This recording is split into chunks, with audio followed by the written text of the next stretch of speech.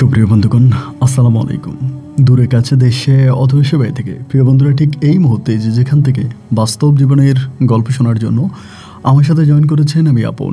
আর যে আপন জীবনের গল্পের 1352তম পর্বে আপনাকে প্রতিদিনের মতো স্বাগতম জানাচ্ছি। প্রিয় বন্ধুরা, আজ আমি আপনাকে শোনাবো সিলেটের ভাই হাফেজ আবদুল্লাহ আল মামুনের জীবনের চরম ভয়ঙ্কর রকম এক ভৌতিক বাস্তব জীবন কাহিনী।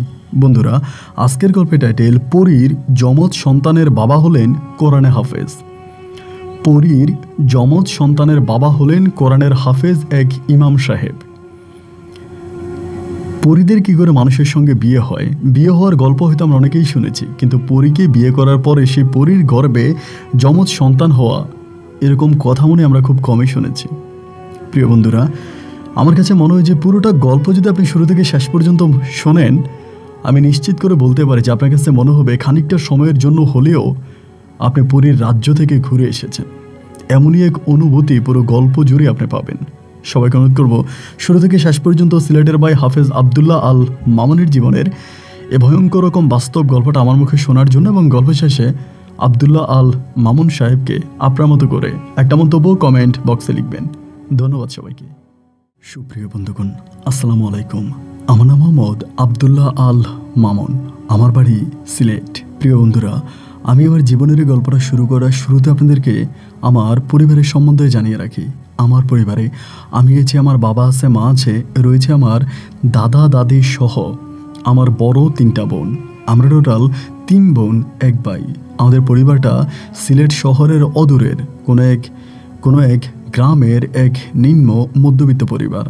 আমার বাবা পেশায় একজন মুয়াজ্জিন। আমার বাবা আমাদের এলাকার পার্শ্ববর্তী কোনো এক গ্রামের মসজিদে মুয়াজ্জিনের চাকরি করে। আমি খুব ছোটোবেলা থেকে দেখে আসছি আমার বাবার আজানের মধুর শব্দে গ্রামবাসী নামাজ পড়ার জন্য মসজিদে যেত। আমার আব্বার আজানের কণ্ঠ এতটাই সুন্দর ছিল যে দূর দূরান্ত থেকে মানুষ আমার আব্বাকে নিয়ে যাইতো তাদের সন্তানাদি হইলে। এলাকাতে অনেক দূরে দূরে থেকে মানুষজন আসতো, কোনো বাচ্চা কাচ্চা হইলে আজান দেওয়ার জন্য আমার আব্বাকে নিয়ে যাইতো ভাড়া করে টাকা দিয়ে। আমার আব্বার আজানের কণ্ঠ খুব বেশি সুন্দর ছিল। এমন করে আমার শৈশবের দিনগুলো কাটতে থাকে। আমি যদিও বলে থাকি আমাদের পরিবারটা ছিল একটা মধ্যবিত্ত পরিবার, তারপরেও আমার বাবা মুয়াজ্জিনের চাকরি করে যে টাকা বেতন পেত, এই দিয়ে আমাদের পরিবারটা বেশ ভালোই চলতো। পরিবারে তেমন কোনো অভাব অনটন ছিল না বললেই চলে। খুব ভালোভাবেই আরাম আয়েশে এবং আমার শৈশবের দিনগুলো কাটতে থাকে। এই দুনিয়াতে আমার সবচেয়ে কাছের মানুষ ছিল আমার নানা ভাই। আমি আমার নানা ভাইকে অসম্ভব রকমের ভালোবাসতাম। আমার নানা ভাই ছিলেন একটা মসজিদের ইমাম সাহেব। শুধু ইমাম নয়, আমার নানা ছিলেন একজন কোরআনে হাফেজ। আমার নানা অনেকটা লম্বা ছিলেন, দেখতে শুনতে খুবই সুদর্শন চেহারা ছিল। আমার নানার দাড়ি এত বেশি সুন্দর ছিল যে একদম নাভি পর্যন্ত আমার নানার দাড়ি পড়তো। দেখলে আমার নানাকে মনে হতে যেন একজন ফেরেশতা, এত সুন্দর চেহারা ছিল আমার নানা ভাইয়ের। ছোটোবেলায় আমি আমার নানা ভাইয়ের সাথে বেশিরভাগ সময় কাটাতাম। আমার নানু বাড়ি আমাদের এলাকা থেকে খুব দূরে ছিল না, মোটামুটি পার্শ্ববর্তী গ্রামেই ছিল, যার জন্য বেশিরভাগ সময় আমি আমার নানা ভাইয়ের সাথেই কাটাতাম। ছোটোবেলায় নানা ভাই আপনার ফজরের নামাজ পড়ে আমাদের বাড়িতে চলে আসতো, আমাকে কোলে করে নানা ভাই মসজিদে নিয়ে যেত। সারাদিন আমি নানা ভাইয়ের সাথে মসজিদে কাটাতাম। এরকম করতে করতে নানা ভাইয়ের সাথে আমার সম্পর্কটা এতটাই মধুর হয়ে যায় যে আমার মা আমাকে একটা মিনিটের জন্য ঘরে রাখতে পারে না। ঘরে রাখলেই আমি প্রচণ্ড রকমের কান্নাকাটি শুরু করি। কখন নানা ভাইয়ের কাছে যাব, কখন নানা ভাইকে জড়িয়ে ধরবো, কখন নানা ভাইয়ের কোলে উঠবো। নানা ভাইকে দেখলে মনে হয় আমি পুরোপুরি স্বর্গ পেয়ে যেতাম। এরকম করতে করতে আমি তখন আমার নানা ভাইয়ের কাছে পড়াশোনা করি। আমার নানা ভাইয়ের ইচ্ছা ছিল নানা ভাই তার মতো করে আমাকে একজন দিনদার কোরআনে হাফেজ বানাবে। আমার নানা ভাইয়ের মাঝে কোনো লোভ ছিল না, কোনো লালসা ছিল না। অনেকেই বলতো আমার নানা ভাইয়ের সাথে নাকি খুব ভালো একটা জিন আছে, যে জিনটা আমার নানা ভাইকে সবসময় বলতো যে আপনি কবিরাজি করেন, আপনি খোনারি করেন, আপনাকে আমি বিভিন্ন ধরনের অলৌকিক শক্তি দিব, এগুলো আমার নানা ভাইকে বলতো। কিন্তু আমার নানা ভাই কখনোই কোনোদিন ওই জিনের কথা শুনতো না। ওই জিনটা আমার নানার বন্ধু ছিল। অনেকেই বলতো, আমার মা বলতো মাঝে মাঝে নাকি ওই জিনটাকে আমার নানা ভাইয়ের সাথে দেখতে পাইতো। নানা ভাই খাবার খাইতে বসলে নাকি আমার মাকে বলতো একটা কাজ কর, আমার আরেক প্লেট খাবার দে। তো আমার নানা ভাই আমাদের বাড়িতে আসলে এরকম হতো যে খাবার খাইতে বসছে, খাবার খাচ্ছে, তো আমার মাকে বলতো যে আমাকে আরেক প্লেট খাবার দে। ওই খাবারটা আমার নানা ভাই অন্ধকার একটা ঘরে গিয়ে রেখে আসতো। কিছুক্ষণ পরে আমার নানা ভাই ওখান থেকে খালি প্লেটটা নিয়ে আসতো। অনেক সময় আমার নানা ভাই বলতো যে বলের মধ্যে খাবার দে, মানে বেশি করে খাবার দিতে বলতো। তো এই জিনিসটা আমার আম্মু জানতো যে আমার নানা ভাইয়ের সাথে কিছু একটা আছে। আমারও ঠিক যতটুকু বয়স হয়, মানে আমার মোটামুটি যতটুকু বয়স হয়, আমিও অনেক সময় আমার নানা ভাইয়ের সাথে এইরকম একটা লোককে দেখতে পাই। আসলে আমি ওনার মুখটা কখনোই দেখি নাই, মানে উনি দেখতে কেমন হয় এটা আমি জানি না, কিন্তু উনি পাঞ্জাবি পরে থাকে, মাথার মধ্যে পাগড়ি পরা থাকে, মুখটা এতটাই ফর্সা, মানে লাইটের আলোর মতো ছিল, ওনার চেহারার দিকে তাকানো যেত না। চেহারা এতটাই ফর্সা ছিল যে ওনার মুখের দিকে তাকানো যেত না, কিন্তু ওনার সাথে আমি কথা বলতাম, মাঝে মাঝে সালাম দিতাম, এবং সালাম দিলে তিনি আমার সালামের উত্তর নিত খুব সুন্দর করে, খুব শুদ্ধভাবে আমার সালামের উত্তর নিত। এরকম করে আমার বয়স যখন প্রায় 6 থেকে 7 বৎসরের কাছাকাছি, ওই সময়টাতে আমার নানাভাই এন্তেকাল করে, আমার নানাভাই মারা যায়। এবং ওই সময় যে নানাভাই মারা গেছে, আমি এতটাই ছোট, মৃত্যুটাকে আমি বুঝতাম না। একটা মানুষ যে মারা যায় এটা না আমার মাথায় ছিল না, যে আমার নানাভাই মারা গেছে এটা আমি কোনোভাবেই মানতে পারতাম না, মানে নানাভাই মারা গেছে এটা আমি বুঝতামই না। আমি মাঝে মাঝে আমার নানাভাইয়ের কবরের কাছে গিয়ে জোরে জোরে চিৎকার করে নানাভাইকে ডাকতাম। সবাই বলতো এই ঘরে নাকি আমার নানাভাই শুয়ে আছে, বলে এই কবরে তোর নানাভাই শুয়ে আছে। তো আমি নানাভাইকে ডাকতাম, ও নানাভাই, নানাভাই, জোরে জোরে ডাকতাম, কবরের কাছে গিয়ে পর্যন্ত ডাকতাম।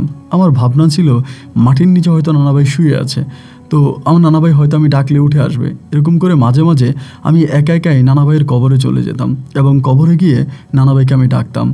নানাভাইয়ের বাড়ি আমাদের বাড়ি থেকে খুব বেশি দূরে ছিল না। ছোটোবেলায় আমি দেখতে শুনতে অনেকটা সুন্দর ছিলাম, এবং সুদর্শন শরীর আমার ছিল, অনেক লম্বা ছিলাম, মোটামুটি বয়স অনুযায়ী আমি অনেকটা লম্বা হয়ে যাই। তো এরকম করতে করতে একদিন হলো কি, বিকেলবেলা আমি আমাদের গ্রাম থেকে পাশের গ্রামে আমার নানাভাইয়ের কবরের কাছে চলে গেছিলাম। নানাভাইয়ের কবরের কাছে চলে গেছিলাম, যাওয়ার পরে হঠাৎ করে আমি দেখতে পাই যে আমার নানাভাই কবরের পাশে বসে আছে। আমি স্পষ্ট দেখতে পাই, এটা অনেকেই বিশ্বাস করবেন, অনেকের কাছে মনে হবে যে এটা সম্ভবত অলৌকিক কিছু না। আমি স্পষ্ট দেখতে পাই কবরের পাশে আমার নানাভাই বসে আছে, এবং নানাভাইকে দেখে আমি একটু অবাক হয়ে দৌড়িয়ে গিয়া নানাভাইকে জড়াইয়ে ধরি। নানাভাইকে বলি, ও নানাভাই, তুমি এতদিন কোথায় ছিলা? আমার সাথে কথা বলো নাই কেন? আমি তোমারে কত ডাকলাম, কত বললাম উঠো উঠো, তুমি উঠলা না। ও নানাভাই, এরকম করে ডাকতেছে, খেয়াল করে দেখি যে আমার নানাভাই কান্না করতেছে, মানে নানাভাইয়ের চোখ থেকে পানি বেরোইতেছে। আমি বললাম, নানাভাই কান্না করো কেন? তুমি কান্না কেন করতেছো? ও নানাভাই, কতবার ডাকি। পরে আমাকে বলে, মিষ্টি খাবা? এমনি বলে। আমার নানাভাই আবার মিষ্টি অনেক পছন্দ করতো, রসগোল্লা আমার নানাভাইয়ের খুব প্রধান খাবার ছিল, নানাভাই রসগোল্লা খুব পছন্দ করতো। পরে আমি বললাম খাবো, এবং বলার পরে আমাকে 1 প্যাকেট মিষ্টি দিল, এবং মিষ্টিগুলো এত সুস্বাদু ছিল ভাই, আমি আপনাকে বলে বোঝাতে পারবো না। আমি মিষ্টিগুলো খাচ্ছি আর নানাভাইয়ের মুখের দিকে তাকিয়ে আছি। নানাভাইরে বলতেছি, তুমি এতদিন কোথায় ছিলা? আমাদের বাড়ি যাও না কেয়া, মা তোমার জন্য অনেক কান্নাকাটি করে। নানাভাই তখন আমাকে বলে, আব্দুল্লাহ একটা কথা বলবো? আমি বললাম, হ্যাঁ বলো। নানাভাই বলে, তুমি কি আমাকে সবসময় চাও আমি তোমার সাথে কথা বলি, তোমার সাথে থাকি? আমি বললাম, হ্যাঁ আমি সবসময় চাই তুমি আমার সাথে কথা বলো, আমার সাথে থাকো, তুমি আমার কলিজার নানাভাই না? বলে, যদি তাই হয় তাহলে আমার যে তোমার সাথে দেখা হয়েছে, আমি যে তোমার সাথে কথা বলি, এটা কিন্তু তুমি কাউকেই বলতে পারবা না, তোমার মা, তোমার বাবা, তোমার পরিবারের অন্য মানুষ কাউকেই বলতে পারবা না। যদি তুমি কাউকে বলে দাও, আমি আর কখনোই তোমার সাথে দেখা করব না, আমি কবরের ভিতর আবার ঢুকে যাব, আমি আর বের হব না, কাউকে বলবা? আমি বললাম, না ভাই, যদি সত্যি তুমি এরকমটাই বলো, আমি কারো কাছেই বলবো না। বলে, আমার সাথে দেখা হয়েছে, আমার সাথে কথা হয়েছে, আমি তোমাকে রসগোল্লা খাইয়েছি, এইটা কারো কাছে বলবা? আমি বললাম, না ভাই, এইটা আমি কারো কাছেই বলবো না। এরপরে হতো কি জানেন, আমি সব সময় কবরের কাছে গেলে আমার নানাভাইকে দেখতে পাইতাম, নানাভাই আমার পাশে বসে থাকতো, আমার সাথে অনেকক্ষণ ধরে বসে থাকতো। যদি কাউকে দেখতো, যদি কেউ আসতো এরকম করে দেখতে পাইতো, নানাভাই আমারে বলতো, তুমি চলে যাও, আমাকে এরকম করে বলতো। তো আমি দৌড়িয়ে চলে আসতাম, ওখানে বসে থাকতাম না। তো এরকম করে 1 দিন 2 দিন 3 দিন করে সময়গুলো পার হতেছে। একটা সময় দেখা যায় শুধু কবর না, শুধু কবরের কাছে না, অন্য জায়গায়ও আমি আমার নানাভাইকে দেখতে পাইতাম। ধরেন মাঠে অন্য বাচ্চাদের সাথে খেলতেছি, আমার নানাভাই ওখানে বসে আছে, নানাভাই বসে বসে আমার খেলা দেখতেছে, এবং আমাকে আমি খেলতেছি, হাততালি দিতেছে। অনেক সময় আমার জন্য চকলেট, আচার, চুইংগাম, মিষ্টি, এইটা ওইটা আমার জন্য নিয়ে আসতো। আমাকে বলতো, এগুলো খাও, কারো কাছে বলবো না। শুধু বারবার একটা কথাই বলতো যে তোমার সাথে যে আমার দেখা হয়, আমি যে তোমাকে খাবার দিই, এগুলো কারো কাছে কিন্তু বলা যাবে না, তুমি কাউকেই বলতে পারবা না। আমি তখন বারবারই বলতাম, নানা ভাই আমি কারো কাছেই বলবো না, আমি কাউকেই বলবো না যে তুমি আমাকে খাবার দাও, এটা আমি কারো কাছেই বলবো না। পরে 1 দিন 2 দিন 3 দিন করে এরকম করে সময়গুলো মানে মাসগুলো প্রায় বৎসরের মতো কেটে যায়। একটা সময় মানে মোটামুটি অনেকটাই বড় হয়ে যায়। অনেকটা বড় হয়ে যাওয়ার পরে আমার ভিতর তখন এই বিবেকটা কাজ করতে শুরু করে। একটা মানুষ মৃত্যুর পরে সে তো আর ফিরে আসে না। একটা মানুষ যখন মারা যায় সে তো আর দুনিয়াতে ফিরে আসে না। তাহলে আমি যাকে নানা ভাই বলে ডাকি, যাকে আমি দেখতে পাচ্ছি, উনি আসলে কে? এই প্রশ্নটা তখন নিজের মাঝে বারবার লালিত হচ্ছে। কিন্তু ওই সময়তে প্রায় বৎসর 2 কেটে গেছে, 1 থেকে 1.5 বছর কেটে গেছে বা 2 বছরের মতো কেটে গেছে। সেই সময়টাতে আমি ওনার সাথে এতটাই ফ্রি হয়ে গেছি, ওনার সাথে এতটাই ক্লোজ হয়ে গেছি যে আমার ভিতর আর কোনো ভয় লাগে না। ওনার সাথে কথা বলতেও কোনো ভয় লাগে না, বা উনি অন্য কিছু হতে পারে এই নিয়েও আমার ভিতরে কোনো ভয় কাজ করে না।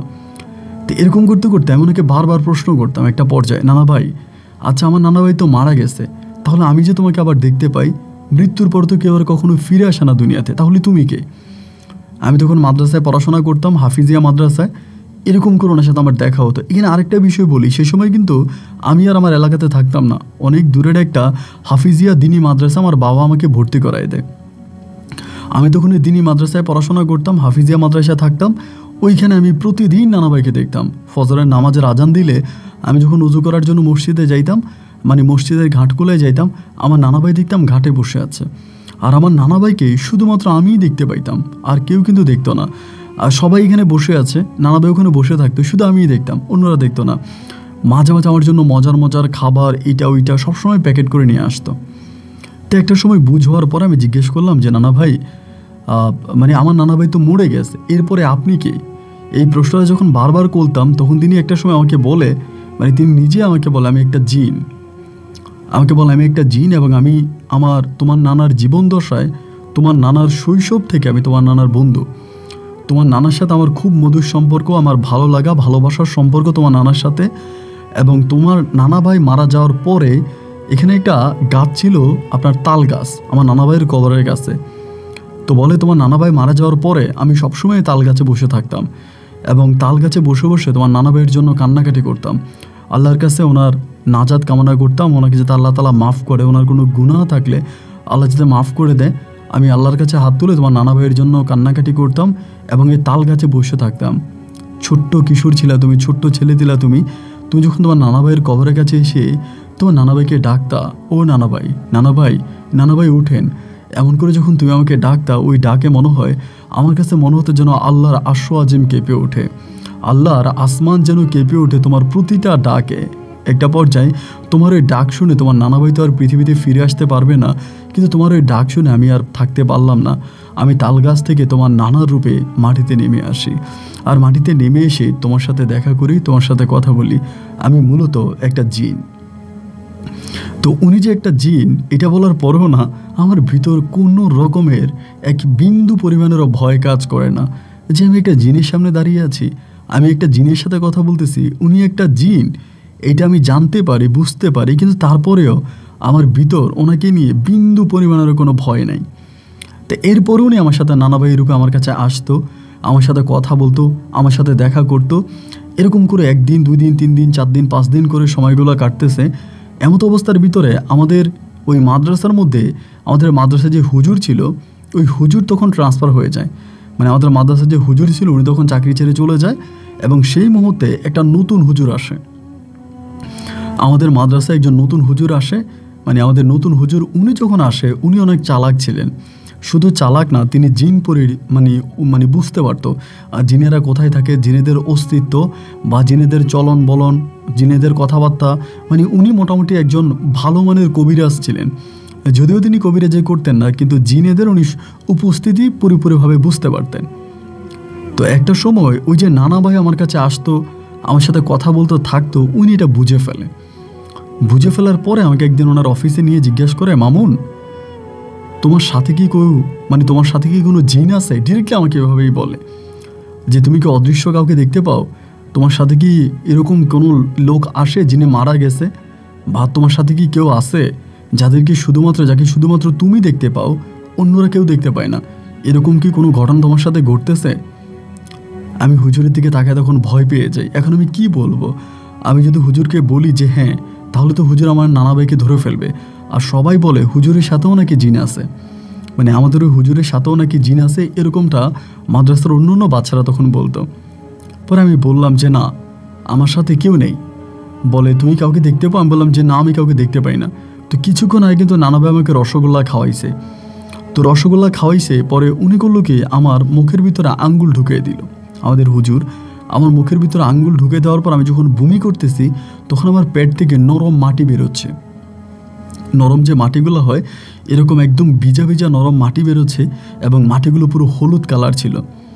উনি তখন আমাকে বলে যে তুমি এখানে বসো। বসেই উনি আমাকে দোয়া পড়তে শুরু করে। দোয়া পড়ে আমাকে ফু দিচ্ছে, এবং ফু দিয়ে আমাকে এই জায়গার মধ্যে উনি অজ্ঞান করে ফেলে।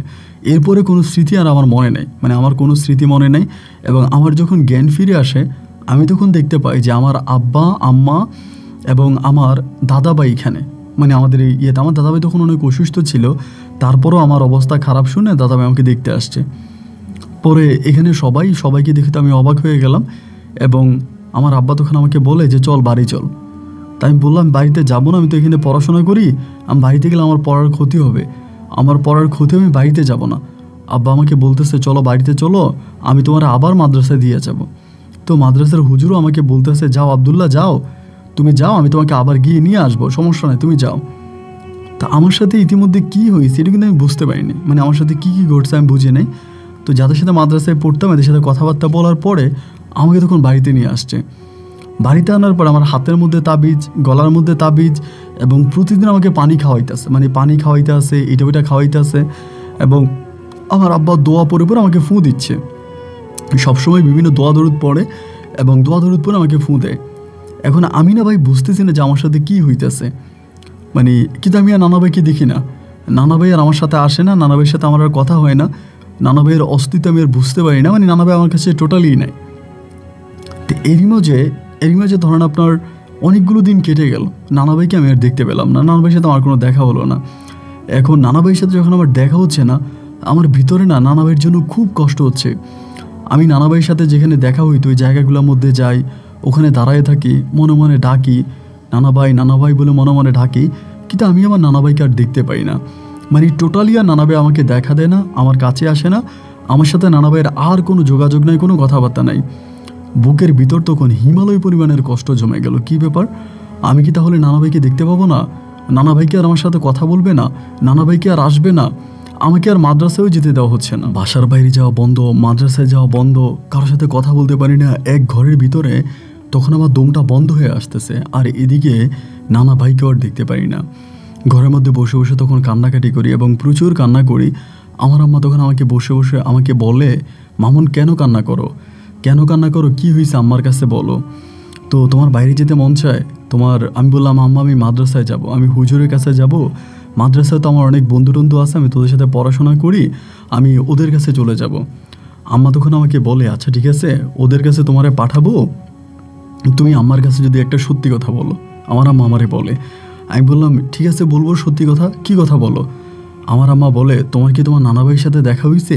এমনি আমাকে বলে, ডিরেক্টলি আমাকে বলে।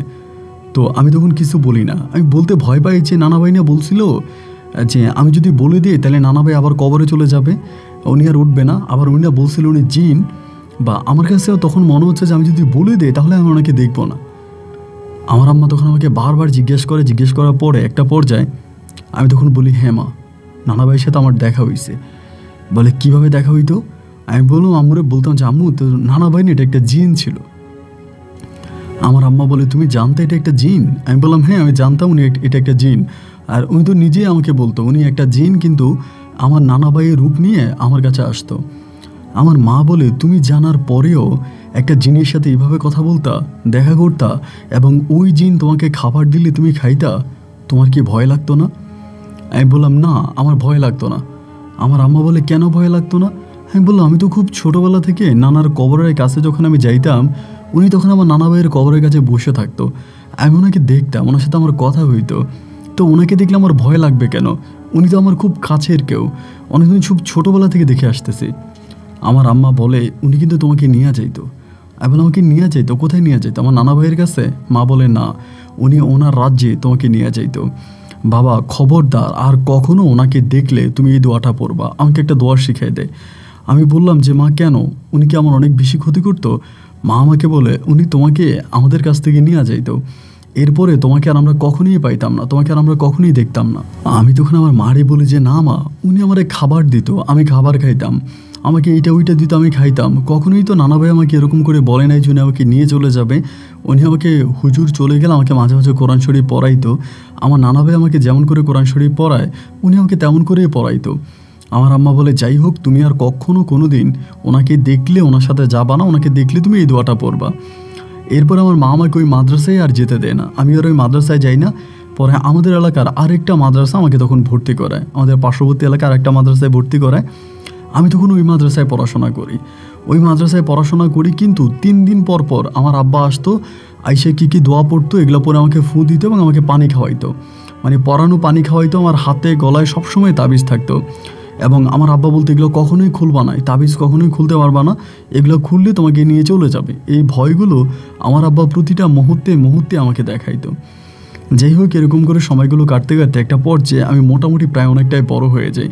তবে এরপর থেকে আর কোনোদিন নানা ভাইয়ের সাথে আমার দেখা হয় নাই।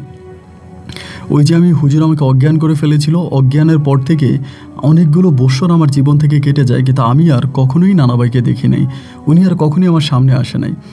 এরপর আমি মাদ্রাসা থেকে পড়াশোনা করি এবং ওই হাফিজিয়া মাদ্রাসা থেকে একটা সময় আমি কোরআনে হাফেজ হই। আমি কোরআনে হাফেজ এবং কোরআনে হাফেজ হওয়ার পরে আমার আব্বা যে মসজিদে মুয়াজ্জিনের চাকরি করতো, সামান্য সময়ের জন্য ইমাম সাহেব তখন ছুটিতে যায়, মানে 15 দিনের জন্য ওই মসজিদের ইমাম তখন ছুটিতে যায়। এবং ছুটিতে গেলে পরে আমার আব্বার ওই মসজিদে আমি তখন ইমামতি চাকরি করি, টেম্পোরারি ইমামতি চাকরি করি ইমাম না থাকার কারণে। তো সেই এলাকার মানুষগুলো আমাকে অনেকটা পছন্দ করে ফেলে, মানে সবাই বলে যে আমার কণ্ঠ অনেক সুন্দর, আমি অনেক ভালো করে নামাজ পড়াই। একটা সময় তারা ওই ইমাম সাহেবকে বাদ দিয়া আমার ওই মসজিদে ইমাম হিসেবে রেখে দিতে চাইছিল, বলছিল ওই ইমামকে তারা আনবে না, ওই ইমামকে বলে দিবে তিনি যাতে না আসে এবং আমাকে ওই মসজিদে ইমাম হিসেবে রেখে দিবে। আমার আব্বা মুয়াজ্জিন, আমি ইমাম। তো ওই সময় আমার আব্বা আমারে বলতেছে যে এটা খারাপ, এটা ভালো না, একটা ইমামের চাকরি নষ্ট করে তুমি এখানে চাকরি করবা, এটা ভালো দেখায় না, তুমি চাকরি ছেড়ে দাও বা তুমি এখান থেকে চলে যাও, তুমি বলো তুমি এখানে চাকরি করবা না। আব্বা আমাকে যেরকম করে শিখাই দেয় আমি সেই এলাকার লোকদেরকে ওরকম করেই বলি যে না, আমি চাকরি করব না, যার চাকরি আমি তাকে দিয়ে দিব। এরপরও ইমাম সাহেব আসে এবং উনি এসে উনি তখন চাকরি করে। তো উনি চাকরি করে আর আমার আব্বা উনি তখন এই বিষয়টা জানতে পারার পরে উনি তখন আমাকে একদিন ডেকে বলে, এই মসজিদে ইমামতি করলে অনেক বেশি টাকা বেতন পাওয়া যায় এবং মসজিদে অনেক বেশি খরাতও পাওয়া যায়। তা তুমি এত বড় একটা সুযোগ পাওয়ার পরেও কেন তুমি চাকরি করলা না? তুমি একজন নতুন আলেম, তোমারও তো কেউ চাকরি দিবে না, এই সময় তো তুমি কোথাও চাকরি পাবা না। তো আমি তোমাকে আমার মসজিদে এত বড় একটা সুযোগ পাওয়ার পরেও তুমি কেন চাকরি করলা না? আমি তখন ওনাকে একটা কথাই বলছিলাম যে ইমাম মানে নেতাদের মাঝে কখনো বিদ্বেষ থাকতে পারে না।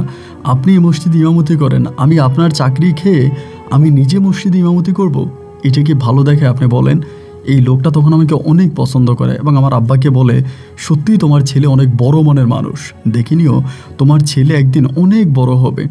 এরকম করে তখন তিনি আমার জন্য দোয়া করে। তখন আমি নিজেও চাকরির জন্য বিভিন্ন জায়গায় কথা বলতেছি, আপনার মসজিদে বিভিন্ন জায়গায় চাকরির জন্য কথা বলি। এভাবে আমার কোনো ভালো চাকরি হয় না। এরই মাঝে আমাদের আব্বার মসজিদে যিনি ইমাম ছিলেন উনি একদিন আমাকে ডেকে আমাকে বলো, আব্দুল্লাহ একটা ভালো চাকরি আছে করবা, তবে এটা তোমাদের এলাকা থেকে অনেক দূরে, এটা প্রায় আমি আপনাকে বলেই রাখি ওটা যশোরের দিকে, এটা যশোরে একটা চাকরি আছে মসজিদে, ওখানে তুমি চাকরি করবা আমারে বলে। তা আমি জীবনে কখনো যশোর যাইনি, আমি সিলেটের বাইরে ওভাবে আমার কখনো যাওয়া হয়নি। পরে আমি বললাম যে আমি তো এই এলাকায় কখনো যাইনি, আমি চিনিও না। উনি বলে জায়গাটা অনেক সুন্দর এবং মানুষের বসতি কম, এখানে অনেক পুরনো একটা মসজিদ আছে। তো এবং শুধু মসজিদে না, এখানে একটা মাদ্রাসাও আছে, অনেক বাচ্চারা সকালবেলা মাদ্রাসায় পড়তে আসে, তুমি মাদ্রাসার বাচ্চাদেরকে পড়াইবা, সব পাশাপাশি ইমামতি করবা, দুইটা মাদ্রাসারও বেতন পাইবা, আবার মসজিদে চাকরি করবা, ওইটারও বেতন পাইবা। পরে আমার আব্বাও বলতেছে যেহেতু চাকরি পাস না, এদিকে আশেপাশে চাকরি পাওয়া যায় না, তাহলে ওখানে গিয়ে যদি অনেক দিন চাকরি করা যায় তাহলে তোর একটা অভিজ্ঞতা হবে, আর অভিজ্ঞতা হলে পরে সহজে চাকরি পাওয়া যাবে, তুই চলে যা। আব্বা তখন আমাকে যাওয়ার অনুমতি দিল এবং আব্বা যখন আমার বললো, আমি বললাম যে ঠিক আছে। আমি হুজুরকে গ্রিন সিগন্যাল দিলাম এবং হুজুর আমাকে ঠিকানাটা লিখে পাঠিয়ে দিল এবং একটা চিঠি লিখে দিল, একটা চিঠি এবং ঠিকানা দুইটা দিয়ে দিল। এবং এরপরে আমি তখন যশোরের ওই প্রত্যন্ত এলাকার ওই নতুন মসজিদে ইমামতি চাকরি করার জন্য রওনা দিলাম। আলহামদুলিল্লাহ একদিন এক রাত গাড়িতে থাকার পরে আমি ওই মসজিদে গিয়ে পৌঁছাই এবং যাওয়ার পরে যে চিঠি আমাকে দিল, আমি ওই মসজিদের যিনি যাকে আমি পাই আর কি, উনি মসজিদ পরিষ্কার করে, ওনাকে গিয়ে বললাম যে আমাকে ওমকে পাঠাইছে এই চিঠি। তো বলে আপনি জোহর পর্যন্ত থাকেন, এই চিঠি সভাপতিকে দিছে, সভাপতি দুপুরে আসবে, তখন আপনি কথা বললেন। তো জোহরের নামাজ হওয়া মানে জোহর আজান হওয়া পর্যন্ত ওখানে থাকি। আজানের পরে আমি তখন নামাজ পড়ি, নামাজ পড়ার পরে ওই লোকটা তখন নামাজ পড়ায়, যিনি মসজিদ পরিষ্কার করে উনি নামাজ পড়ায় এবং উনি তখন মসজিদের সভাপতির সাথে আমাকে পরিচয় করায় দেয়। দেন সভাপতি তখন আমাকে বলে তোমার নাম কি? আমি বললাম আমার নাম আবদুল্লাহ আল মামুন। তো ঠিকানা জানতে চাইলো, আমি বললাম যে আমার বাড়ি সিলেটে, আমাকে অমুক হুজুরে পাঠাইছে, চিঠি দিছে। পরে সভাপতি চিঠি পড়লো, চিঠি পড়ে বলে উনি তো আমার ভগ্নী জামাই, মানে কেমন যেন ওনার সাথে আত্মীয় আছে। পরে আমাকে বললো আচ্ছা ঠিক আছে, আমি তো ওনাকে বলছিলাম আমাদের একটা ইমাম দরকার, তো তুমি তো অনেক ইয়াং একজন মানুষ, পারবে এখানে থাকতে? আমি বললাম যে জি পারবো। উনি বলে এখানে আশেপাশে ঘর বাড়ি খুবই কম এবং খুব কম মানুষ ওখানে নামাজ পড়তে আসে, কিন্তু সকালবেলা অনেক বাচ্চারা দূর দূরান্ত থেকে অনেক বাচ্চারা এখানে মসজিদে পড়তে আসবে, তুমি তাদেরকে কোরআন পড়াবা এবং যেহেতু তুমি একজন কোরআনে হাফেজ, তো পারবা কিনা ভেবে চিন্তে দেখো। আমি বললাম যে হ্যাঁ ইনশাল্লাহ, আপনি আমার জন্য দোয়া করেন, আমি করতে পারবো। উনি বলে ঠিক আছে, যদি তুমি করতে পারো তাহলে আমার কোনো সমস্যা নাই। এবার উনি আমাকে সব কিছু দেখাই দিল। তো যেই লোকটা এখন বর্তমানে আপাতত ইমামতি করতেছে উনি হচ্ছে অন্য একটা মসজিদের মুয়াজ্জিন। ওই মসজিদের মুয়াজ্জিনকে এখানে ইমাম হিসেবে রাখা হয়েছে আপাতত, যেহেতু ওখানে কোনো ইমাম সাহেব নাই। তো এই লোকটা তখন ইমামতি করে উনি আমাকে বললো যে জায়গাটা ভালো এবং শান্ত পরিবেশ এবং চারদিকে আপনার খুবই সুন্দর মনোরম দৃশ্য, আর সকালবেলা কুচি কুচি বাচ্চারা এখানে পড়তে আসে, ওদের সাথে আপনার সময় অনেক ভালো কাটবে। আর বাচ্চারাই সকালে আসার সময় আপনার জন্য খাবার নিয়ে আসবে, আপনি সকালে নাস্তা দুপুরে খাবার এখানেই পাবেন, আর রাতের বেলা আপনাকে কষ্ট করে একটু রান্না করে খেতে হবে। আমি বললাম যে ঠিক আছে। রাতের বেলা যেহেতু রান্না করে খাওয়া লাগবে, তা আমাকে সব কিছু নিয়ে দেখাই দিল, রান্নাঘরটা কোথায়, কীভাবে রান্না করতে হবে। আমি তখন বললাম যে ঠিক আছে। আলহামদুলিল্লাহ আমার তখন ওখানে খুব ভালোভাবে চাকরি হয়ে গেল। তখন আপনার মোবাইল ফোন নাই, মানে মোবাইলের মাধ্যমে কথা বলা যায় না, আমরা তখন কথা বলতাম চিঠিপত্রের মাধ্যমে। আমি তখন বাড়িতে চিঠি লিখে আমার আব্বার কাছে যে আমি ভালো চাকরি পাইছি, তোমার মসজিদের ইমাম আমাকে অনেক ভালো চাকরি দিছে, আমি আব্বাকে চিঠি লিখি এবং আব্বাও যথারীতি আমার চিঠির উত্তর দেয়। এভাবে আমি তখন সকালবেলা মাদ্রাসার অনেক বাচ্চারা আসতো, প্রায় 15-20 জনের মতো বাচ্চা আসতাম, এগুলো সবাই দিয়ে পড়াইতাম। ওখানে এক একজন বাচ্চা এক একদিন আমার জন্য খাবার নিয়ে আসতো। সকালে নাস্তা আর দুপুরের ভাত টিফিন বক্সে করে নিয়ে আসতো, আর রাতের খাবারটা আমি নিজেই রান্না করে খাইতাম। তো বেশিরভাগ সময় আমি রাতের বেলা না খেয়ে থাকতাম, ধরেন আপনার কলা ভন রুটি এটা ওইটা খেয়ে থাকতাম, মানে ভাতটা খুব একটা খাইতাম না। রাতের বেলা ভাত আমি টোটালি খাইতাম না আর কি, এরকম। তো এরকম করতে করতে করতে করতে একটার সময় আমার স্বাস্থ্য বেড়ে যায়। ওখানে থাকা অবস্থা আমার শরীরের গঠন অনেক বেড়ে যায়, স্বাস্থ্য বেড়ে যায়, এবং স্বাস্থ্য বেড়ে যাওয়ার পরে আমার রাতের বেলায় প্রচণ্ড রকমের খিদা লাগে। রাতের বেলায় খুবই খিদা লাগে, খাইতে ইচ্ছে করে, কিন্তু খাবার পাই না। নিজে রান্নাবান্না করে খাই, অনেক কষ্ট হয়, অনেক কষ্ট হয়। প্রায় আপনার 1 বছরের কাছাকাছি ওই মসজিদে আমি ইমামতি চাকরি করি এবং মাদ্রাসায় বাচ্চাদেরকে পড়াই। 1 বছর পরে, মানে 1 বছর মনে হয় সময় কাটলো, 1 বছর পরে ঘটনা আপনাকে বলি। 1 বছর পরে হলো কি, একদিন আমি আপনার সকালবেলা বাচ্চারা চলে যাওয়ার পরে আমি তখন করলাম কি, ওইখানে মসজিদের সামনে বসে বসে নখ কাটতেছি, আমার হাতের নখ পায়ের নখ কাটতেছি। তখন আপনার সকালবেলায় ধরেন আপনার 9টা থেকে 9:30 মতো বাজে এই টাইমে। তো আমার ওই মসজিদের আশেপাশে ছিল ফসলি জমি, মানুষের ফসলি জমি আছে, সবাই ফসলি জমিতে চাষাবাদ করতেছে, অনেক লোকজন আসে দূরে দূরে। তো আমার আশেপাশে কোনো লোক নাই।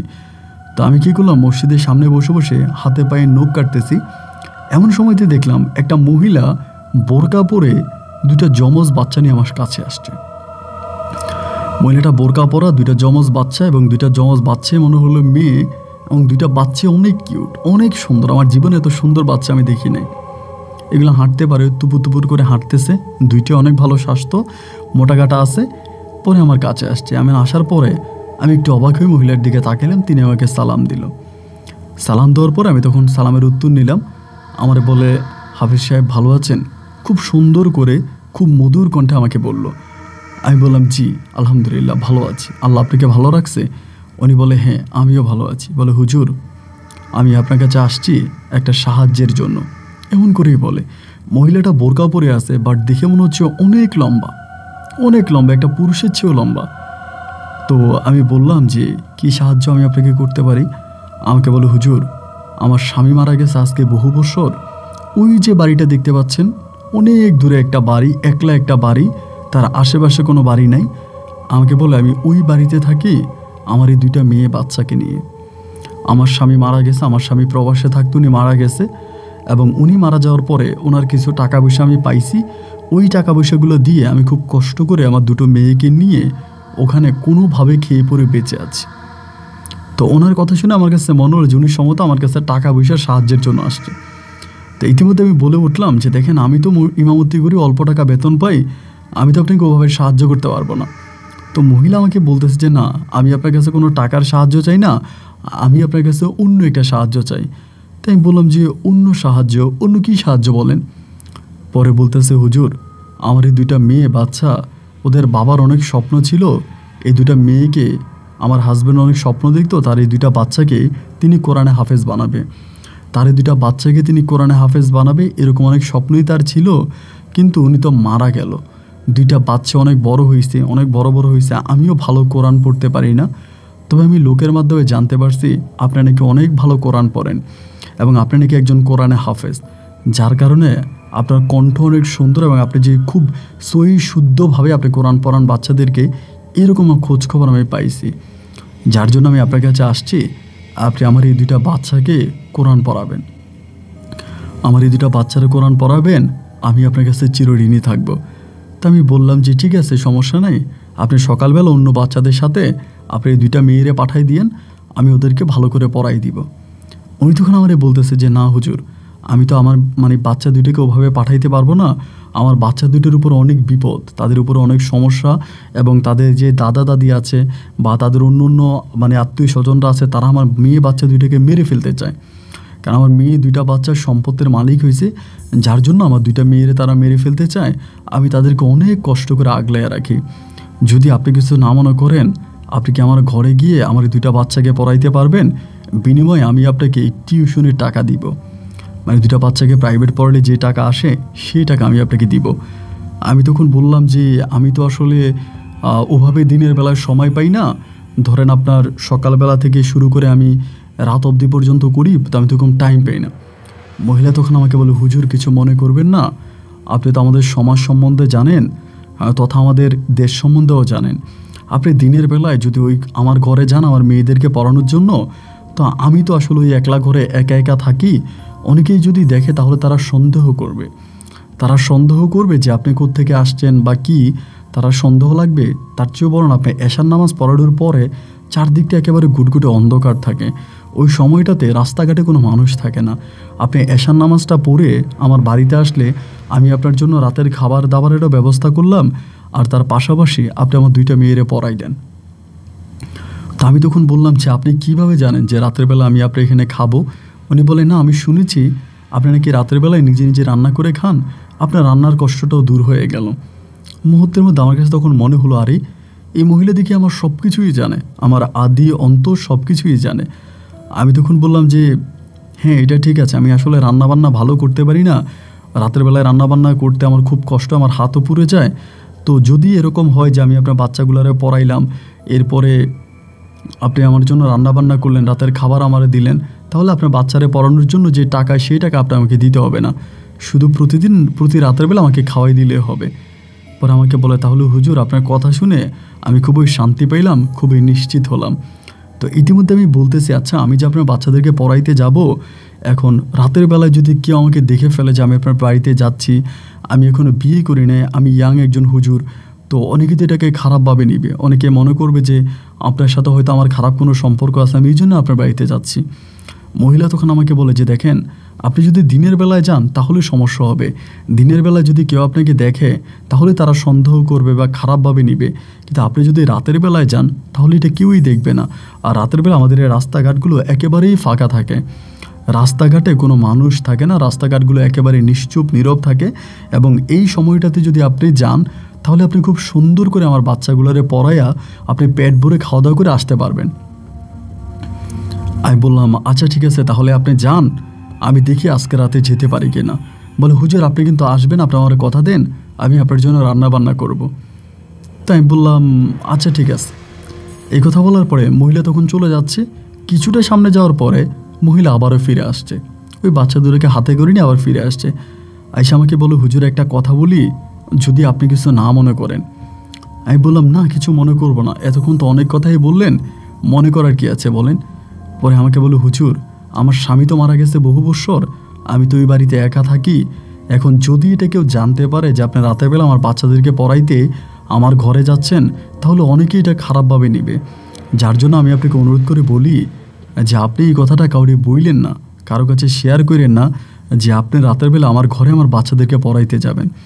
আমি বললাম, আরে বাবা, একটু আগে তো আপনি নিজেই বললেন দিনের বেলায় গেলে কেউ দেখলে সমস্যা হবে, যার জন্য আমি রাতের বেলায় যাব। আর আমি যদি রাতের বেলায় আপনার বাচ্চারা পড়ানোর জন্য যাই, তাহলে সেটা আমি বাইরের লোকদেরকে জানাবো কেন? আপনি এটা ভয় পাইয়েন না, আমি কারো কাছে বলবো না, আর আপনিও কারো কাছে বললেন না। উনি বলেন, না হুজুর আমি কারো কাছে বলবো না, ঠিক আছে আপনি আইসেন। এই বলে মহিলা তখন একটা মুচকি হাসি দিয়ে, তার চোখেতে বুঝলাম উনি হাসি দিল, তো বেরিয়ে চলে গেল। সারাটা দিন আমি চিন্তা করতেছি যে এটা কি আমার জন্য ভালো হবে। আমি চিনি না, জানি না, আজকে বহু বছর মানে 1 বছর মতো এই মসজিদে ইমামতি করি, এখন এই নিশ্চুপ একটা বাড়ি মাঝে মাঝে দেখি, একলা একটা বাড়ি, মানে এই বাড়ির মধ্যে যাব, ওই মহিলা আবার আমার কোনো ফাঁসাই দেয় কি না, আমাকে কোনো বিপদে ফালাই কি না। আবার নিজে নিজেই চিন্তা করতেছি, এই মহিলা তো আমার শত্রু না, ওনার সাথে তো আমার জায়গা সম্পত্তি নিয়েও কোনো দ্বন্দ্ব নাই, কোনো যায় ঝামেলাও নাই, তাহলে উনি আমাকে বিপদে ফেলবে কেন? আমাকে বিপদে ফেলে ওনারও বা কী লাভ? এই ফুটফুটে মাসুম 2টা বাচ্চার মুখের দিকে তাকাইয়া হইলেও আমি রিস্ক নিয়ে ওনার ঘরে গিয়ে ওনার বাচ্চা 2টাকে পড়াবো। মানে মনের ভিতরে কিন্তু কোনো খারাপই ছিল না। অনেকেই হয়তো অনেক কিছু মনে করতে পারেন, কিন্তু আমার ভিতরে কোনো রকমের খারাপই নেই। আমি একেবারে সাচ্চা দিলে এশার নামাজ আদায় করি। এশার নামাজের সময় বড়জোর 2 থেকে 3 জন মানুষ হয় আমার মসজিদে, আর কোনো মানুষ হয় না। রাতের বেলা আমি সারাটা রাত এখানে একাই থাকি, প্রচণ্ড ভয়ও লাগে, তারপরেও কি করব, থাকতেই হবে। এরপরে এশার নামাজটা আদায় করলাম। আদায় করার পরে আমার রুমের মধ্যে তালা মারলাম, মসজিদে তালা মারলাম। আমার হাতে একটা টর্চ লাইট ছিল এবং টর্চ লাইটটা দিয়ে তখন আস্তে আস্তে করে মহিলার বাড়ির দিকে গেলাম। বাড়ির ভিতরে ঢোকা মাত্রই দেখলাম মহিলা ভিতরে বসে আছে, 2টা বাচ্চা পড়াইতেছে, তখনও মহিলা হিজাব পরা, বোরকা পরিহিত অবস্থায়। আমি ঘরের দরজায় গিয়ে সালাম দিলাম, মহিলা বলল, হুজুর আসেন।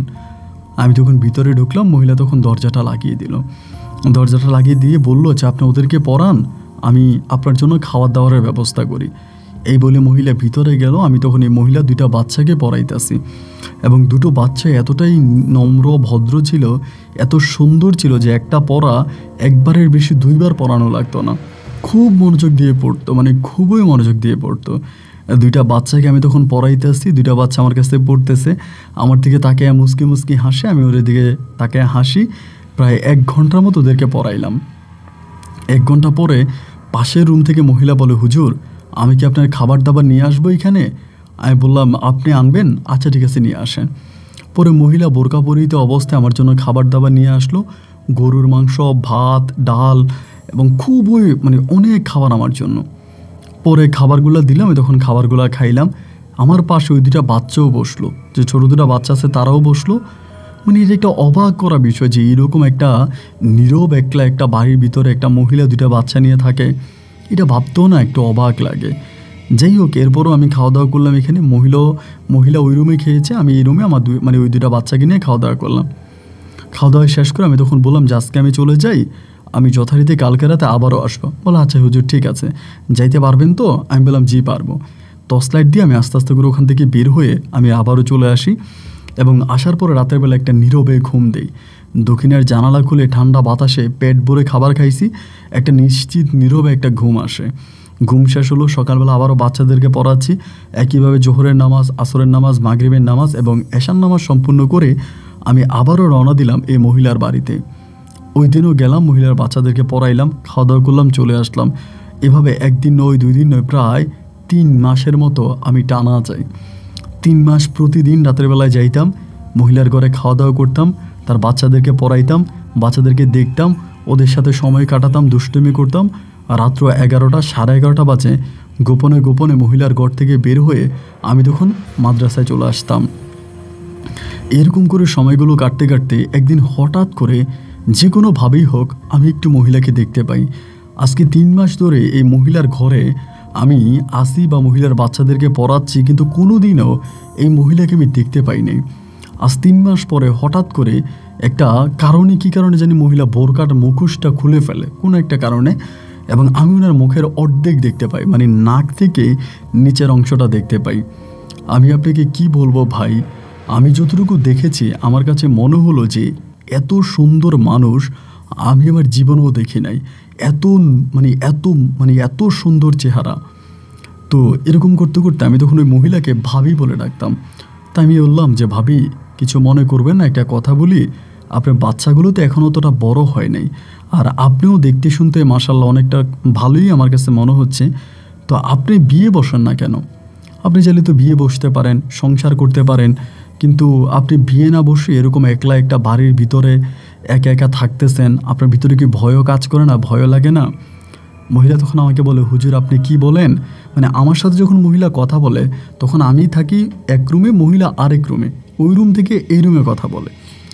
পরে আমাকে বলে, হুজুর আমি কি বলবো আপনাকে, এই সমাজে ভালো মানুষ কোথায় পাবো যে আমার 2টা মেয়েকে সহ আমাকে বিয়ে করবে? আমার 2টা মেয়ে সহ আমাকে বিয়ে করার জন্য কেউ রাজি হয় না, সবাই শুধুমাত্র আমাকেই বিয়ে করতে চায়, আমার 2টা মেয়েকে মেনে নিতে চায় না। পরে আমি বললাম যে আপনি এটা কী বলেন? আপনার 2টা মেয়ে তো দেখতে একেবারে পরীর মতো সুন্দর, আপনার 2টা মেয়েকে নিয়ে তো আপনাকে বিয়ে করার কথা। বলে, না হুজুর, এরকমভাবে ভালো কাউকে পাই নাই, যদি সত্যিই ভালো কাউকে পাইতাম তাহলে অনেক আগেই বিয়ে শাদী করে সংসারী হয়ে যেতাম, কিন্তু হুজুর এরকম কাউকে পাই না। এমন করে মহিলার সাথে কথাবার্তা বলার পরে আমি যখন বাড়িতে আসছি, মানে মসজিদে আসছি, আমার ভিতর তখন বারবার মনে হচ্ছে যে আমি মহিলাটাকে বিয়ে করব। মানে কেন জানি ভিতরে বারবার এই জিনিসটা জাগতেছে যে একে তো মহিলা একজন বিধবাকে বিয়ে করলে আমি রাসূলের তরফ থেকে রাসূলের সুন্নত পালন করা হবে, এবং মহিলার 2টা বাচ্চা আছে, 2টা মেয়ে বাচ্চা আছে, এই 2টা মেয়ে বাচ্চার দায়িত্ব আমি নিতে পারবো। 2টা মেয়ে বাচ্চার দায়িত্ব আমি নিতে পারবো এবং এই 2টো মেয়ে বাচ্চাকে আমি আমার মতো করে মানে পড়াশোনা করাবো, আমার মতো করে কোরআনে হাফেজ বানাবো, এবং মহিলাও যেহেতু দেখতে শুনতে আমার কাছে যেটা মনে হলো অনেকটা ভালো, তাহলে আমি মহিলাকে বিয়ে করব। এই বিষয়টা তখন আমার মাথায় বারবার আসতেছে। তো যখনই মহিলার বাচ্চাদেরকে পড়াইতে যাইতাম, মহিলার সাথে কথা বলতাম, মহিলা আমার কাছে আসতো, আমার কাছ থেকে দূরেই বসতো, কিন্তু পর্দা করে থাকতো, যথেষ্ট পর্দাশীল ছিল। ওনার সাথে আমি কথা বলতাম, উনি আমার সাথে কথা বলতো। এরকম করে 1 দিন 2 দিন 3 দিন 4 দিন কথা বলতে বলতে একদিন উনিকে প্রস্তাব দিয়ে বসলাম। আমি বললাম, ভাবি যদি কিছু না মনে করেন, আমি তো আপনাদের মসজিদে আজকে প্রায় বহু বছর ধরে ইমামতি করি এবং এই এলাকাতে আমার সবার সুপরিচিত। আমার আব্বা একটা মসজিদের মুয়াজ্জিন, আমার পারিবারিক অবস্থা হচ্ছে এরকম। ভাবি যদি কিছু না মনে করেন, আমি আপনাকে একটা খোলাখুলি কথা বলতে চাই। উনি আমাকে বলে যে জি বলেন, আপনি হুজুর বলেন। আমি বললাম, ভাবি আমি আপনার বয়স অনেক ছোট হব, হিসাব করলাম আমি আপনার বয়স অনেক ছোট হব, তো আপনি আমাকে কতটুকু মানে আমাকে কি মনে করেন? পরে আমাকে বলে যে না, আপনি তো ভালোই, আপনি তো অনেক ভালো একজন হুজুর, অনেক ভালো। আমি বললাম, যদি আমি ভালো হয়ে থাকি তাহলে আমি আপনাকে আজকে একটা অনুরোধ করব, আপনি কিন্তু আমার অনুরোধটা ফেলতে পারবেন না। আমাকে বলে যে না হুজুর, আমি আপনার অনুরোধ ফেলবো না, আমি যথারীতি আমার জীবন দিয়ে হলো আপনার অনুরোধ রাখার চেষ্টা করব। অনুরোধ কেন বলছেন? আদেশ বলেন, আপনার আদেশ আমি রাখার চেষ্টা করব। আমি তখন বললাম যে আমি আপনার 2টা বাচ্চা সহ আপনাকে বিয়ে করতে চাই, আপনাকে একটা নতুন সংসার দিতে চাই, আপনি কি এটাতে রাজি হবেন?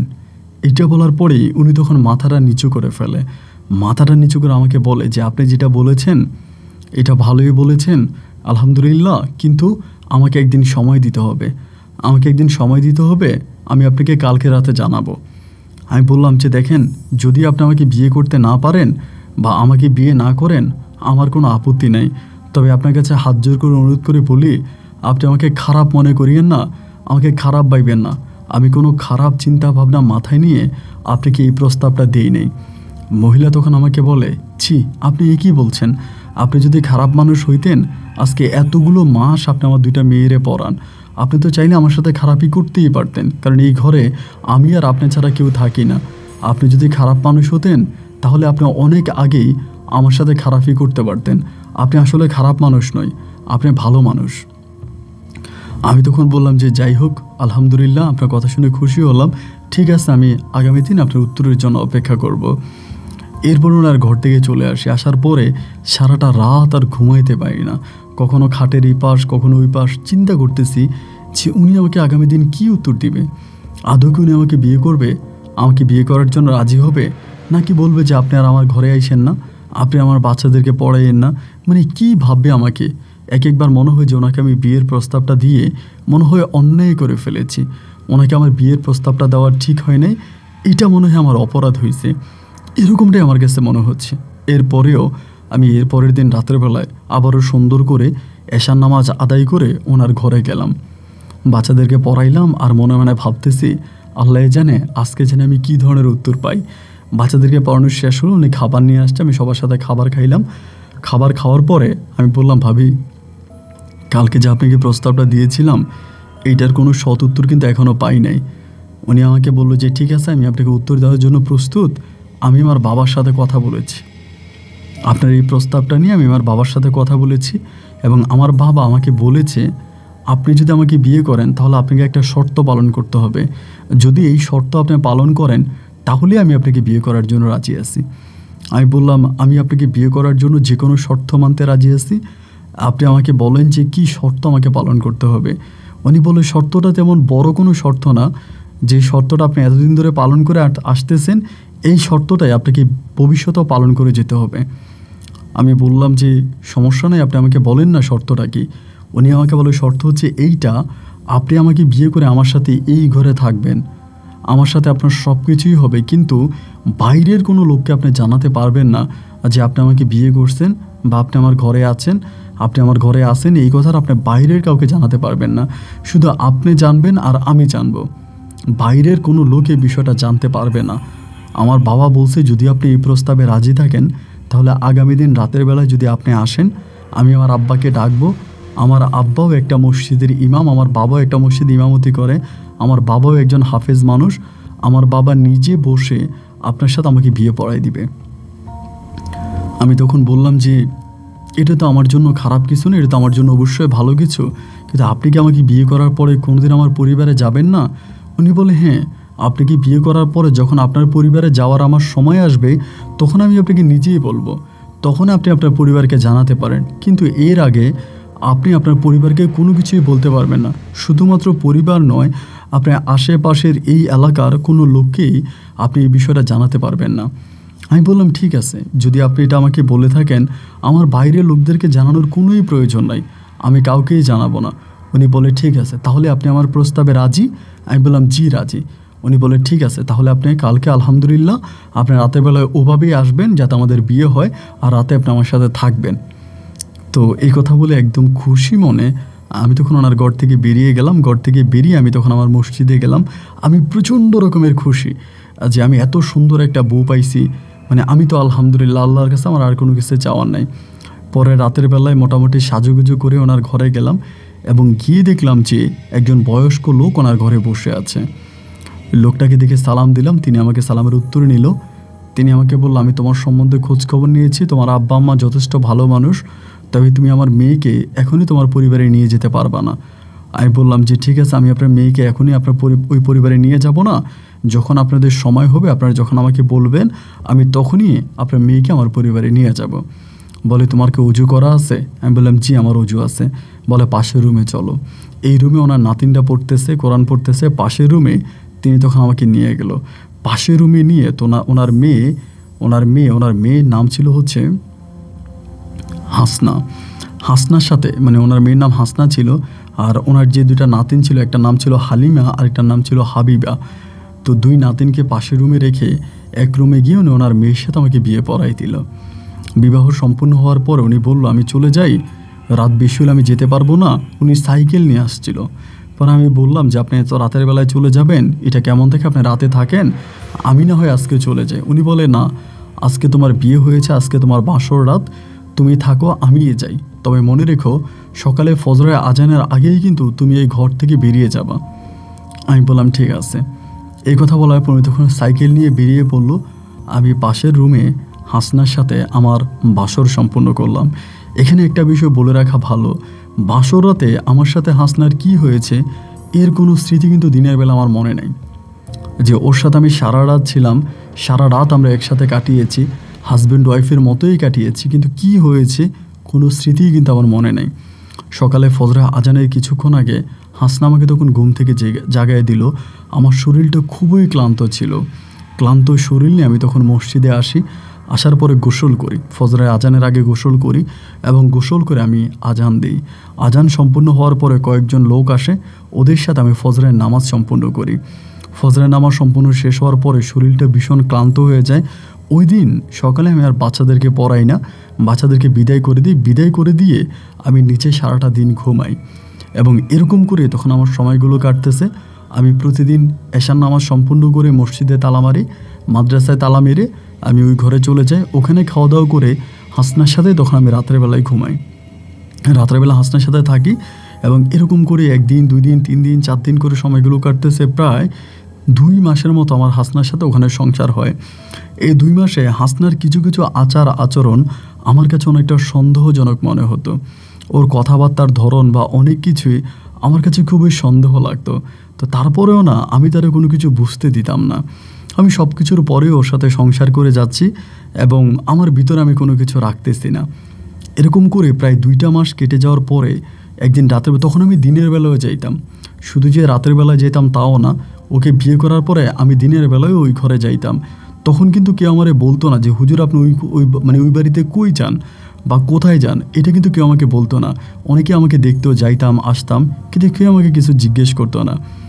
তো একদিন সকালবেলা আমি মাদ্রাসার বাচ্চাদেরকে পড়াইয়া ওই বাড়িতে গেলাম। বাড়িতে যাওয়ার পরে আমার 2টা মেয়ে তখন উঠানের মধ্যে খেলা করতেছে।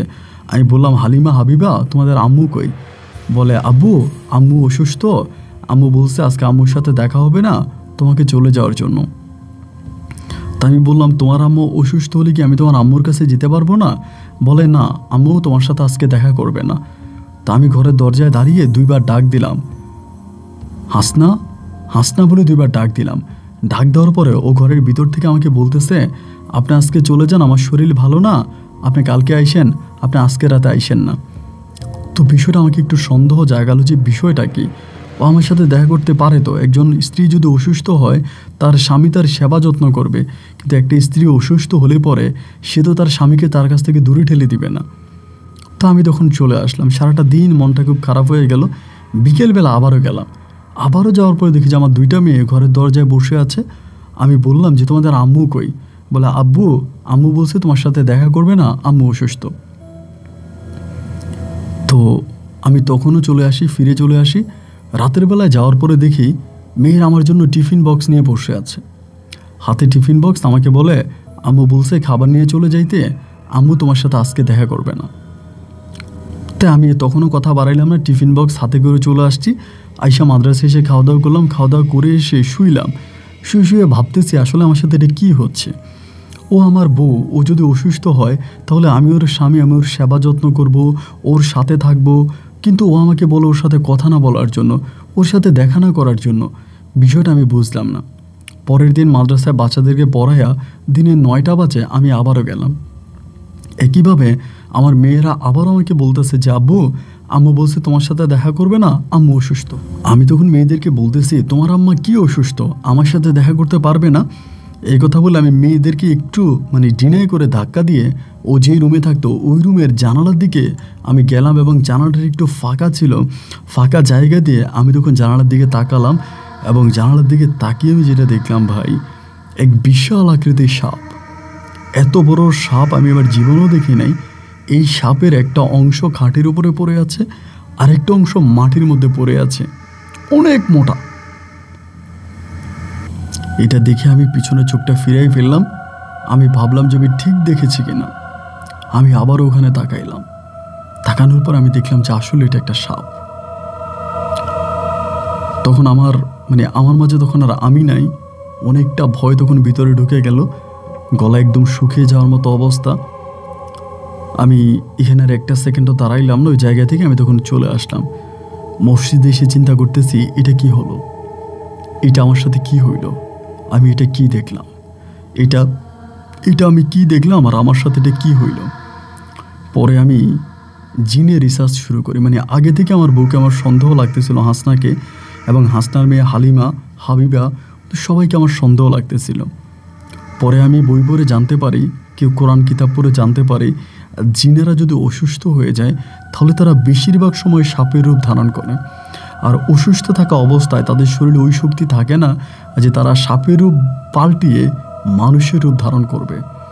তারা সাপের রূপেই থাকে, যতক্ষণ অসুস্থ থাকে ততক্ষণই সাপের রূপ ধারণ করা অবস্থায় থাকে, তারা মানুষের রূপ নিতে পারে না। আর অসুস্থ অবস্থায় জিনেরা নিজেদের সুরুত পাল্টাতে পারে না। সাপের রূপটা তারা এই জন্য নিয়ে রাখে যে সাপকে সবাই ভয় পায়। যদি সাপের রূপে অবস্থায় তাদেরকে কেউ দেখতে পায় তাহলে ভয় পেয়ে চলে যাবে, যার জন্য তারা বেশিরভাগ সময় অসুস্থ হলে সাপের রূপ ধারণ করে। তো ওর অতীতের জিনিসগুলো মেনে আমার কাছে মনে হলো যে ও আসলে স্বাভাবিক কেউ না, এরকমটাই আমার কাছে মনে হচ্ছে। দুপুরবেলা আজান মানে দুপুরবেলা নামাজ পড়লাম, নামাজ পড়ে জোহরের নামাজ পড়ে কামরুল নামের এক লোক আমাদের গ্রামেরই ওই ছেলেটা তখন বসে বসে কোরআন পড়তেছে। আমি তখন মসজিদের একটা কোনায় বসে মাথাটা মসজিদের সাথে রেখে চিন্তা করতেছি কি হলো আমার সাথে এটা কি হচ্ছে। পরে কামরুল আমাকে বলে যে হুজুর আপনি মনে হয় অনেক চিন্তিত, কি হয়েছে আপনার? আমি বললাম না কিছুই হয়নি। পরে আমার বলে না হুজুর আপনি আমাকে বলতে পারেন, আপনি বহু বছরদের আমাদের মসজিদে ইমামতি করেন, আমি আপনাকে ভালো করেই চিনি, কিন্তু কখনোই আপনাকে এতটা বিস্মিত হতে দেখিনি, এতটা চিন্তিত হতে দেখিনি। আসলে কি হয়েছে হুজুর আমাকে বলেন তো, আপনি কি চিন্তা করতেছেন? আমি তখন বললাম যে আসলে কিভাবে আপনাকে বলবো, বলার মতো ভাষাও নাই, আর না বলেও আসলে থাকতে পারতেছি না। আচ্ছা ওই যে একটা বাড়ি দেখতে পাচ্ছেন, ওই বাড়িটা কার? এভাবেই দেখাচ্ছিলাম যে ওই বাড়িটা কার। বাড়িটা একদম নির্জন একটা জায়গায় বাড়ি, আশেপাশে খোলা মাঠ, ফসলি জমির মাঝখানে বাড়িটা, এই বাড়িটা কার? তখন কামরুল ভাই আমাকে বলতেছে হুজুর এই বাড়িতে তো কেউ থাকে না। আমি বললাম কেউ থাকে না মানে এই বাড়িতে কোনো লোক থাকে না? বলে না, এই বাড়িটা একটা মহিলার ছিল, উনি ওনার হাজব্যান্ড ছেলে মেয়ে সবাই মিলে বিদেশে চলে যায়, তারা সবাই বিদেশ থাকে, এই বাড়িটা সম্পূর্ণ খালি, ওই বাড়ির মধ্যে কোনো মানুষ থাকে না। আমি বললাম এই বাড়ির ভিতরে হাসনা নামের কোনো মহিলা থাকে না এবং তার 2 মেয়ে হালিমা হাবিবা? বলে হ্যাঁ হুজুর আপনি ঠিক ধরেছেন, এই বাড়িতে হাসনা নামের এক মহিলা থাকতো, কিন্তু উনি বিদেশে চলে গেছে। ওনার 2 মেয়ে, বড় মেয়ের নাম হালিমা, ছোটো মেয়ের নাম হাবিবা, এরা 2জন মেয়ে নিয়ে উনি বিদেশে থাকে ওনার স্বামীর সাথে। উনি অনেক বছর হয়ে গেছে উনি গ্রামে আসে না, বহু বছর, আজকে প্রায় 15-20 বছরের মতো তারা এখানে আর আসে না এবং এটা খালিই পড়ে আছে। আমি বললাম আপনি এটা কী বলতেছেন আমাকে? বলে হ্যাঁ হুজুর আমি ঠিক বললাম। তখনও আমার বুকের ভিতরটা ধুপধুপ করে কাঁপতেছে, আমার সাথে এটা কী হইল, কী ঘটলো? পরে আমি বললাম কামরুল ভাই কিছু না মনে করলে আপনি কি আমার সাথে ওই বাড়িতে একটু যাবেন? পরে আমার বলে হ্যাঁ হুজুর যাবো তো, আমরা তো মাঝে মাঝে যাই ওই বাড়িতে, আমরা গিয়ে মাঝে মাঝে পিকনিক করি, এটা ওইটা খাওয়া দাওয়া করি, আমরা তো ওই বাড়িতে গিয়ে আড্ডা মারি, যাবো আপনার সাথে, সমস্যা কি? আমি বললাম আপনি ওই বাড়িতে পিকনিক করেন? বলে হ্যাঁ কিছুদিন আগেও তো আমরা ওই বাড়িতে পিকনিক করেছি। কিন্তু আমি অবাক হয়ে গেলাম যে কিছুদিন আগেও তো আমি প্রতি রাতেই তো ওই বাড়িতে থাকি, আমি তো কাউকে দেখি না ওখানে পিকনিক করতে। পরে আমি বললাম যে কামরুল ভাই তাহলে আপনি আমার সাথে একটু চলেন। জোহরের নামাজ শেষ হওয়ার পর আমি তখন কামরুল ভাইয়ের সাথে হাঁটতে হাঁটতে ওই বাড়ির দিকে যাচ্ছিলাম। যতটা বাড়ির ভিতরে ঢুকতেছিলাম বুকের ভিতর ঠিক ততটাই ভয় কাজ করতেছে। একটা পর্যায়ে বাড়ির উঠানে এসে আমি অবাক হয়ে গেলাম।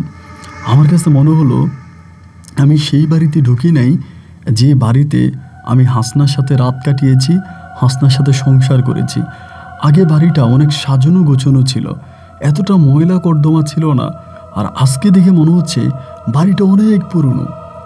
আমার কাছে মনে হয় আমি তো আগে এই বাড়িতে আসি নাই, আগের বাড়িতে এরকম ছিল না, আগের ঘর দরজাগুলো এরকম ছিল না। আমি ঘরের দরজায় ধরতেছি, ঘরের দরজায় বিশাল একটা তালা মারা, এবং এই তালা এমন তালা যে তালা মরিচা ধরে এমন অবস্থা হয়েছে যে পুরো তালাটাই মরিচা খেয়ে ফেলেছে। মনে হয় যেন কয়েক বছর ধরে কেউ এই ঘরের দরজা খোলেই না। আমি কামরুল ভাইকে বললাম কামরুল ভাই এই ঘরের ভিতরে কি কোনো মানুষ থাকে না? বলে না হুজুর আপনাকে তো বললামই আমি 15-20 বছর যাবৎ এই পরিবারের মানুষগুলো বিদেশে চলে গেছে, তারা কেউই এখানে থাকে না। আমি কি এই জায়গায় ঢুলে পড়ে যাব না কি করবো আমি বুঝতে পারতেছি না। আমি কামরুল ভাইরে ধরে বললাম ভাই আমার একটু মসজিদে দিয়ে আসেন, এটা বলার পরে উনি আমাকে ধরে ধরে মসজিদ পর্যন্ত আনছে। আনার পরে আমার ঘরে আমাকে শোয়াই দিয়ে চলে গেছে। আমাকে শোয়াই দিয়ে যাওয়ার কিছুক্ষণ পরেই হঠাৎ করে হাসনা এসে আমার গলা চেপে ধরে ওর 2 মেয়ে সহ এসে আমাকে গলা চেপে ধরে আমাকে বলে তোরে মেরে ফেলবো। তোরে মেরিয়ে ফেলবো, তোরে বাঁচিয়ে রাখবো না, তুই আমার সাথে বেইমানি কেন করলি? তুই আমার সাথে বেইমানি কেন করলি? কেন তুই মানুষকে জানালি? তুই তো বলেছিলি কাউকে জানাবি না, তাহলে জানালি কেন? আমার গলা চিপে ধরে আমাকে মেরে ফেলার মতো অবস্থা। আমি তখন দোয়া দরুদ পড়তেছি, দোয়া টোয়া পড়ে অনেক কষ্টের পরে প্রায় 1 ঘন্টা ওর সাথে যুদ্ধ করার পরে আমি তখন স্বস্তি আসে, এবং স্বস্তি আসার পরে আমি তখন সেখান থেকে আমার জীবন নিয়ে কোনোভাবে আমি সে জায়গা থেকে পালিয়ে যাই। সে জায়গা থেকে পালিয়ে যাই বলতে ওর এখান থেকে আমি তখন বলি, মানে এখান থেকে আমার যখন ও আমাকে ছেড়ে দেয়, আমি তখন আমার বিডিংপত্র, কাপড় চোপড়, যত যা কিছু আছে সব কিছু ওখানেই ফেলে আমি তখন কোনোভাবে পালিয়ে আমার বাড়িতে চলে আসি। বাড়িতে আসার পরে, বাড়িতে যেদিন আসি তার 2 দিন পরে ওখান থেকে লোকজন আসে, ওই মসজিদ থেকে লোকজন আসে, আয়সা বলে, হুজুর কি হলো আপনার? হঠাৎ করে আপনি চলে আসলেন, আমাদের কোনো কিছু জানালেন না, আমাদেরকে কোনো কিছু বললেন না, আপনার কি হয়েছে? আমাদের সাথে তো শেয়ার করতে পারতেন, আমাদেরকে তো অ্যাটলিস্ট বলতে পারতেন, কি হয়েছে আপনার বলেন তো। আমি বললাম, না ভাই আমার কিছুই হয়নি। আমাকে বলে, না আপনি বলেন না কি হয়েছে। আমি বললাম, কিছুই হয়নি। তখন আমার প্রচণ্ড জ্বর, মানে এত পরিমাণের জ্বর আমি আপনাকে বলে বোঝাতে পারবো না। জ্বরে আমার পুরো শরীরটা পুড়ে যাওয়ার মতো অবস্থা, আমি নিঃশ্বাস নিতে পারি না। প্রায় 1.5 মাসের মতো আমি জ্বরে ভুগি। এই 1.5 মাস আমার অবস্থা এতটাই খারাপ হয়ে গেছিল যে আমি শোয়া থেকে উঠে বসতে পারি নাই। আমি বাঁচবো এটাও কেউ চিন্তা করে নাই। আমি একদম শুকিয়ে কাঠ হয়ে যাই। আমার শরীরের হাড্ডিগুলো কেমন হয় কাউন্ট করা যাবে, 1টা 2টা 3টা করে গণনা করা যাবে। শরীরটা এমনভাবে শুকিয়ে যায়, আমাকে দেখলে যে কারো চোখে পানি চলে আসবে, যে কারো মায়া লেগে যাবে। আমার মা তখন বিষয়টা বুঝতে পারে, আমাকে অনেক হুজুর কবিরাজের কাছে নিয়ে যায়, এবং আলহামদুলিল্লাহ অনেক, মানে প্রায় 8-9 মাসের মতো আমি এই সমস্যাটা ফেস করি। ওরে মাঝে মাঝে স্বপ্নে দেখে আমার ভয় দেখায়, মেরে ফেলার ভয় দেখায়, এটা ওইটা অনেক কিছুই করে। এবং 8-9 মাস পরে আলহামদুলিল্লাহ আমি কিছুটা সুস্থ, এবং এরপরে আমি আরেকটা বিয়ে করি, এবং আমার বর্তমান ওয়াইফ, আমার সন্তানাদিদেরকে নিয়ে আমি অনেক ভালো আছি। আজকে প্রায় বহু বছর হয়ে গেছে। আমার বড় ছেলে মেয়ে আছে, ওদেরকেও বিয়ে শাদী দিয়ে দিছি, কিন্তু এই সমস্যা আমার আর হয়নি। আমি হাসনা এবং হাসনার যে 2 মেয়ে আছে, হাবিবা আর হালিমা, আমি আর কাউকেই দেখতে পাইনি, ওরা আর আমার কাছেই আসেনি। তো আমার সাথে কি হয়ে গেল এখনও যখন এই স্মৃতিগুলোর কথা মনে হয়, বিশেষ করে হাসনার সাথে কাটানো রাতগুলোর কথা, হালিমার কথা, হাবিবার কথা, আমি অবাক হয়ে ভাবি যে আসলে কি হয়েছিল আমার সাথে। আমি এই কথাগুলো কাউকে বললে আমার সন্তানাদি, আমার ছেলে মেয়ে, আমার ওয়াইফ, কেউ কথাগুলো বিশ্বাস করে না। সবাই বলে আমি মিথ্যা কথা বলি, কিন্তু ভাই বিশ্বাস করে, আমার আল্লাহ সাক্ষী, আমি 1 বিন্দু পরিমাণের মিথ্যে বলি নাই। আমি প্রত্যেকটা কথা আল্লাহ তাআলাকে সাক্ষী করে বলেছি, আমি সত্য বলেছি। আমার এই সত্য কথাগুলো আমার সন্তানাদিরা আজও বিশ্বাস করে না। আমি আপনার অনেক বড় ভক্ত, আপনার গল্প শুনি, এবং সেখান থেকে আমি আপনাকে আমার গল্পটা জানালাম। যদি আপনি পারেন আমার গল্পটা রেকর্ড করবেন। আপনি ভালো থাকবেন, আপনার জন্য আমার দোয়া ভালোবাসা। আমি এখনও মসজিদের ইমামতি করি, আমি অমুক মসজিদের ইমাম। যদি আপনি কখনও সিলেটের মাটিতে আসেন, আপনি আমার বাড়িতে এসে ঘুরে যাবেন। ভালো থাকবেন। আসসালামু আলাইকুম।